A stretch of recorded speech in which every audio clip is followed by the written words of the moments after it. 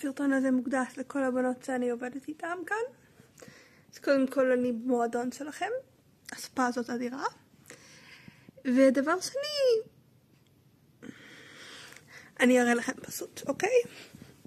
כאילו, אם טרחתם ומצאתם את העמוד שלי ואתם חוקרות על החיים שלי ואתם כבר מקשיבות, מה זה?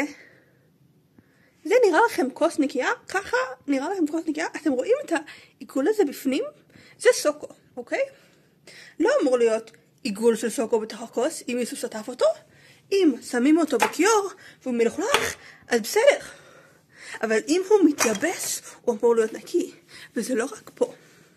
יש כאן 4 ביטנים, וכל פעם שאני מגיעה, אני מסתכלת על הכוסות, והן לא נקיות. מי לימד אתכם לשטוף כלים? אתם רוצים שאני אעשה לכם סדנת שטיפת כלים? כי זה נראה שזה ממש הכרחי.